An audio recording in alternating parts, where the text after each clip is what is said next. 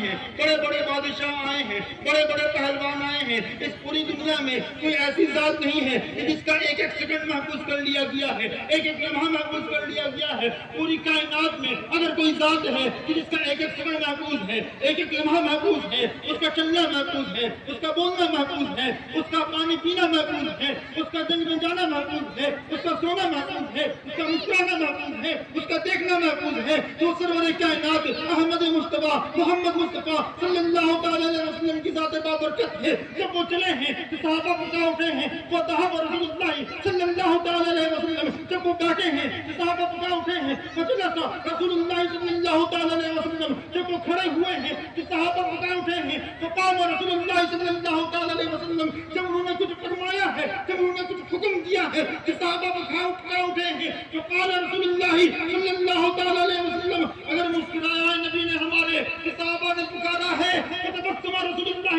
صلی اللہ تعالی علیہ وسلم. غضب کا اثر ہے اسے بھی محفوظ کیا ہے, اگر مسرتوں کا سویرا اسے بھی محفوظ کیا ہے, سفر میں ہے وہ بھی محفوظ کیا ہے, حجر میں ہے وہ بھی محفوظ کیا ہے, جنگوں میں ہے وہ بھی محفوظ کیا ہے, میدانوں میں ہے وہ بھی محفوظ کیا ہے, بستر عائشہ پر ہے وہ بھی محفوظ کیا ہے. ہر حالت میں نبی کی زندگی کے ایک ایک لمحے کو, ایک ایک پل کو, ایک ایک سیکنڈ کو محفوظ کیا ہے. کیوں محفوظ کیا ہے؟ کیونکہ صحابہ جانتے تھے کہ وہ ذات بابرکت ہے کہ جن کے نقش قدم پر ہم چل کر کے دارین کی کامیابیوں سے ہم کنار ہو سکتے ہیں. کیونکہ یہ جو بولتے ہیں اپنی مرضی سے نہیں بولتے ہیں, یہ چلتے ہیں اپنی مرضی سے نہیں چلتے ہیں, یہ حکم دیتے ہیں اپنی مرضی سے حکم نہیں دیتے ہیں. جنگوں میں جاتے ہیں تو رب کے حکم سے جاتے ہیں, سفر پہ جاتے ہیں تو رب کے حکم سے جاتے ہیں, ہجرت کرتے ہیں تو رب کے حکم سے ہجرت کرتے ہیں. وما ينطق عن الهوى ان هو الا وحی یوحی. یہ جو بولتے ہیں وہ اللہ کا حکم ہوتا ہے, اللہ کی وحی ہوتی ہے. صحابہ جب آج جانتے تھے اپنی مرضی سے یہ کچھ نہیں بولتے ہیں, اپنی مرضی سے یہ کچھ نہیں کرتے ہیں. جو یہ بولتے ہیں وہ قانونی زندگی ہوتا ہے, جو یہ بولتے ہیں وہ نظام کائنات ہوتا ہے, جو یہ بولتے ہیں وہ دستور حیات ہوتا ہے, اور اسی میں ان کی کامیابی کا راز رہا ہے. ایسی ذات ہے ہمارے نبی کی, ایسی عظمت والی ذات ہے, ایسی برکت والی ذات ہے ہمارے نبی کی.